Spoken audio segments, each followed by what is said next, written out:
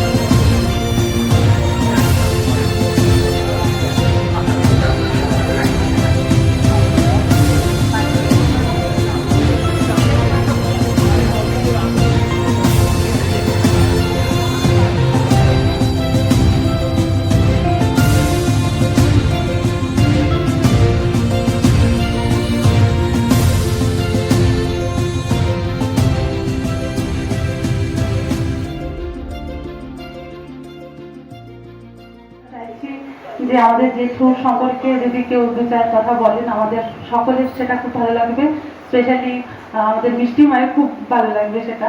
তবে অনুরোধ জানাচ্ছি যদি কেউ কিছু বলেন, পরিবারের পক্ষ থেকেও কেউ কিছু বলতে পারেন। ঠিক ছিল, আমরা ঠিক বলে বুঝতে পারবো না। লাস্ট এসেছিলাম সময়, আর প্রতিবার যখনই আসলাম, ইনফ্যাক্ট আমরা প্রতি বছরই আসার চেষ্টা করেছি, এসেছিল। তো প্রতিবার যখন ফিরে যেতাম বাড়ি, আমাদের একটা ভয় থাকতো যে মেয়েকেও ভালো ভালো থাকলে রোদে বলে দিয়েছে, তো আমাকে বলছে চলে আসো। তো ফোনে কথা বলেই বলতো চলে আসো। তো আমি ভাবতে পারিনি, কারণ আমি ভেবেছি অপারেশন ঠিকঠাক হয়েছে। আমি বলেছি যে না, দুর্গাপুজোর সময় আসবো, এখন তো আর ছুটি পাওয়া যাবে না। তো এখন কাজে আসতে হবে বলে ভাবিনি।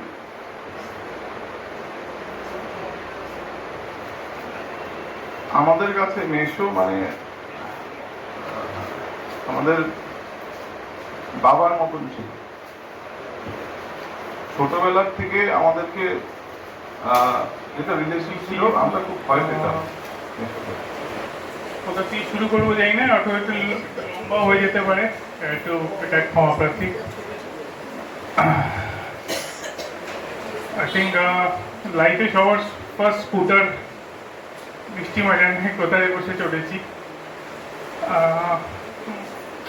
আসল সত্যি অ্যাকচুয়াল ঘুড়ি যেটাকে বলে, মিষ্টির ঘুড়িতে চেপে আমরা দুই ভাই একসাথে স্কুটার চালাতাম। একদম ছোটবেলা থেকে অনেক বড় হয়েও চালিয়েছি, এমন নয় কি দ্যাট ছোট 2-3 বছরে চালাচ্ছি, অনেক বড় হয়েও চালিয়েছি। ইনফ্যাক্ট আমি মনে হয় ক্লাস 5-এও যখন এসেছি, তখন সন্তোষপুরে বাড়ি,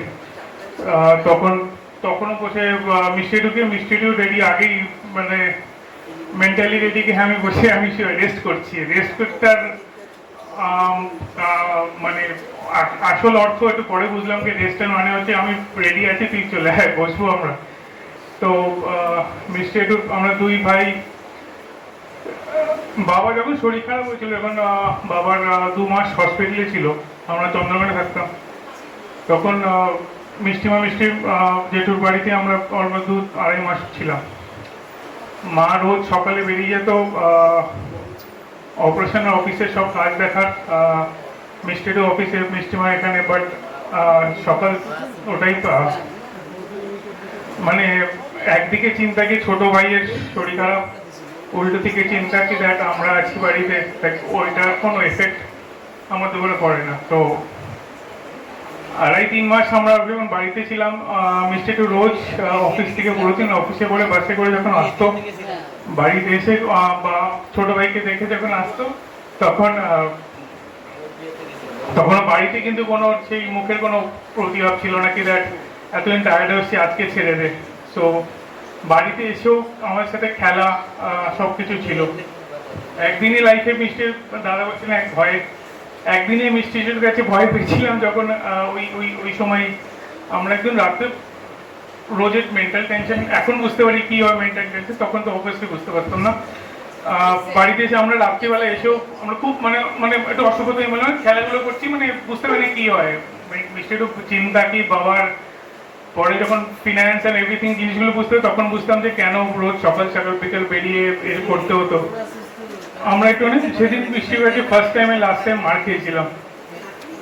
আর যখন বাবা হসপিটালে ছিল ব্যাঙ্গালোরে লাস্ট টাইম, আমার সঙ্গে মিষ্টিমা এসেছিল। যোগাযোগটা হচ্ছে 2011 সাল থেকে। তো আমি বাবাকে হারিয়েছিলাম, তারপর আরেকজনকে অভিভাবক পেয়েছিলাম, সেটা হচ্ছেন দাদাভাই আমার, যিনি বেয়াই স্বর্গীয় অজিত গুপ্ত মহাশয়। তিনি প্রয়াত হওয়ার পর তিনি যতদিন বেঁচে ছিলেন, যতটা পেরেছেন, প্রতিটা মুহূর্তে উনি যেভাবে, আমি ওনার সময় কয়েকটা জায়গায় যাওয়ারও সুযোগ পেয়েছি, সেই আশীর্বাদটাই যেন আমাদের কাছে থাকে। আর ওনার যারা বন্ধু বান্ধব এসছেন তাদের কথা প্রায়ই শুনি ওনার কাছ থেকে বা দিদিভাইয়ের কাছ থেকে শুনি যে কতটা গুড রিলেশন মেনটেন করে এখনো অবধি এত বছর পরেও সেই বন্ধু বান্ধবরা ওই দাদাভাইয়ের তাদের সুখে আছেন। এটা আমাদের পক্ষে কতটা মেনটেন করতে পারবো আমরা জানি না, কিন্তু দাদাভাইয়ের তুলনা করা যায় না কোনো কিছুর সাথে। তিনি আমাদের অভিভাবকের মতোই থাকবেন এবং তিনি যেখানেই থাকুন তার আত্মার শান্তি কামনা করছি। তিনি শান্তিতে থাকুন, ভালো থাকুন। এবং দিদিভাইকেও বলছি যে দিদিভাইয়ের আশীর্বাদ যেন আমরা বরাবরই পাই, মিষ্টি দিদিভাইয়ের, এইটুকুই আপনার প্রার্থনা। নমস্কার, আমি সুদীপ সেনগুপ্ত, আমি ভিলাইতে থাকি। সম্পর্কে আমার চিনি মামা হয়, আর চিনি মামি বলতে আমাদের খুবই মানে আমি ওটা শব্দে জানাতে পারবো না, কিন্তু ফিলিংটা মানে মামা বলতেই আমাদের মুখে হাসি বেরিয়ে যায়। মামার মুখ মানে আমাদের দেখলে মামার যে একটা স্মাইল, বেশি খুলে হাসতেন না, কিন্তু একটা স্মাইল যেটা, ওটা আমাদের সবসময় স্মৃতিতে রয়ে যাবে। মামার সাথে আমার খুবই ভালো টিউনিং ছিল। মামা আমাকে বুঝতো, মামা আমাকে ভালোবাসতো বিশেষ করে। আর টুটুন বলতে, হ্যাঁ টুটুন এটা করে নেবে, হ্যাঁ টুটুনের দ্বারা হয়ে যাবে। এই 2 বছর আগে মামার সাথে দেখা করাবার জন্য মাও ছিলেন আমার, তখন কিছুদিন আগেই মা আমার গত হয়েছেন। এই 17 দিনের মাথায় মামাও চলে গেলেন। তো আমি ভাবছিলাম যে মার কাজটা পুরো করে তারপরে মামার সাথে অপারেশন হয়েছে, তারপরে দেখা করতে যাব। এই আর কি ভাবতে 10 তারিখে রাত্রেবেলা আমরা শুনি যে এই ব্যাপার। তো আর কিছু না, মামা আমাকে সময়ও দিল না যে লাস্ট একটা ভিজিট করতে পারি। তার আগে 2022-তে মাকে নিয়ে এসেছিলাম, যে মারও বয়স হচ্ছে। তো যারা বয়স্ক আছে আমার মামার বাড়ি, কাকার বাড়ি, সবার সাথে মায়ের একবার দেখা করিয়ে দিই, কেন তারপরে কার কখন টিকিট কাটা আছে জানা নেই। তো মামার সাথে অনেক ছোট জিনিসে আমার অনেক সময় হয়, ডিফারেন্স অফ ওপিনিয়ন হয়েছে, কিন্তু আলটিমেটলি জিনিসটা খুবই ভালো হয়ে মামাও আমাকে বুঝতেন যে মামার ফিলিং কি এইসব। আর মামার যেটা আমার ছোটবেলাকার স্মৃতি, যখন আমি 10 বছর বয়সে, মানে তখন এই যাদবপুরে সুলেখার কাছে মামারা এসেছিল। তো তখন আর কি আরো তারপরে অনেক এদিক ওদিক ঘোরা, মামার সাথে আমির সাথে সবাই আমরা ভাই, এই মামাতো ভাইরাও এখানে আসতো, সবার সাথে একটা একটা মানে অ্যাটমসফিয়ার এরকম বানাতো যে everybody was enjoying that atmosphere. মানে একেবারে ফুললি সবকিছু মামা আর কি হ্যান্ডেল করতো। আর মামার বাড়ি কোনোদিনও আমি খালি দেখিনি। এটা একটা কোনো বন্ধু বান্ধব বা আত্মীয় স্বজন আমার বাড়িতে কেউ না কেউ তো আমরা দেখবই দেখবো, মানে এটা আমাদের মাথার মধ্যেই আসতো। যাই হোক, ভালো লোক বেশি দিন আর থাকে না, এক না একদিন সময় আসে সে আমাদের সবাইকে ছেড়ে চলে যায়। তার কেউ ভরাট তো করতে পারবে না, কিন্তু তার স্মৃতি নিয়েই আমাদের এখন বেঁচে থাকতে হবে। যাই হোক, চিনি মামা, rest in peace. Thank you. এই অনুষ্ঠানে আমরা এসেছি মানে সভার মতোই আমরা করতে চাইছি, তাই করছি।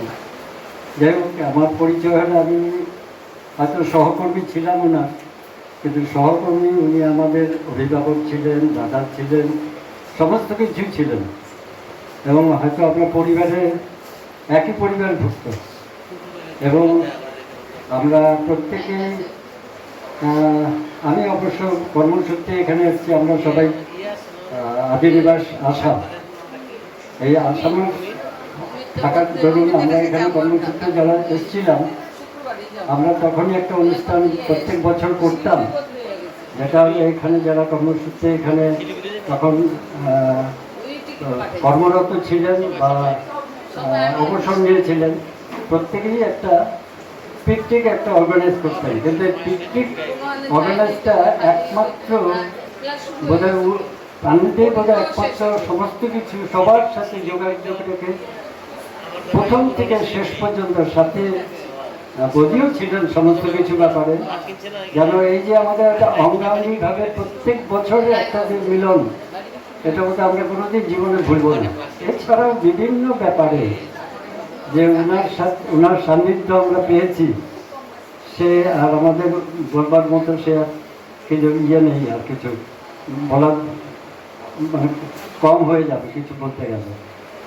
সুতরাং আমরা হয়তো হারিয়েছি, আমাদের অভিভাবককে হারালাম, নিশ্চয়ই আমাদের এটা রইল অনেক বড় একটা ক্ষতি হলো। আমরা আবার চলতে ফিরতে পারি, সেটাই আমি কামনা করি। আপনাদের নমস্কার জানিয়ে আমি শেষ করব। তখন থাকতাম নিতাইদা, 14 বছর বয়স থেকে ওনার সাথে আমার পরিচয়। পরবর্তীকালে আমি যখন বড় হই, পড়াশোনা শেষ করে ব্যাংকিং সেক্টরে চাকরি করতে এসে ইউনাইটেড ব্যাংকেই আমি এমপ্লয় হই। তো নিতাইদা আলটিমেটলি বিকেম মাই গার্জিয়ান, এবং দীর্ঘ এত বছর, মোর দেন মানে চাকরি জীবনেও প্রায় 38-39 বছর ওনার সাথে আমি ওতপ্রোতভাবে জড়িত ছিলাম।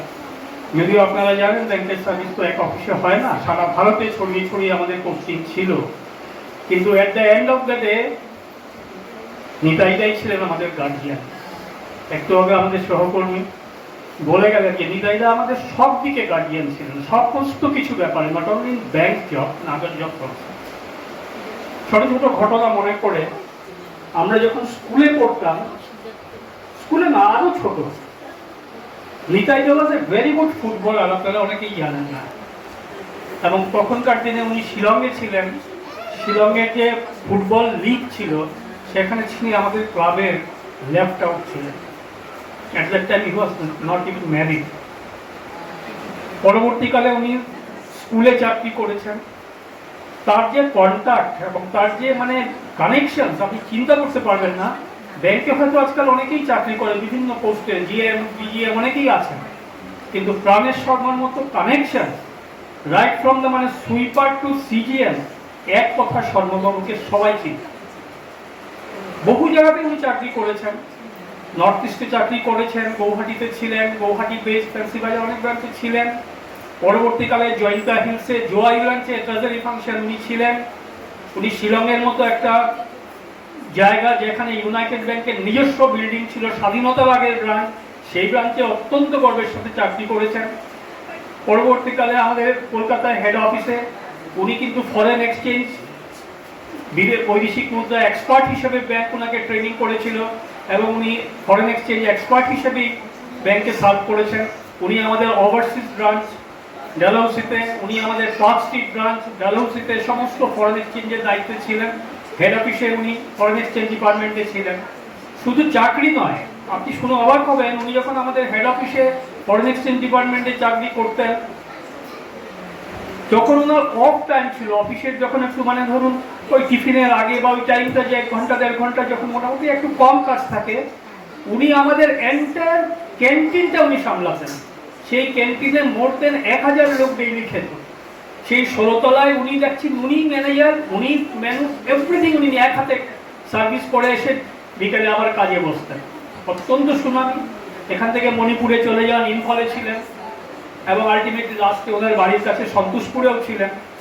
তো আমরা দেখেছি এটা হচ্ছে চাকরি জীবনের কথা। অর্গানাইজিং ক্যাপাসিটি আপনি ভাবতে পারবেন না, এরকম একটা অর্গানাইজার আমাদের মধ্যে আদৌ আছে কিনা আমার ডাউট।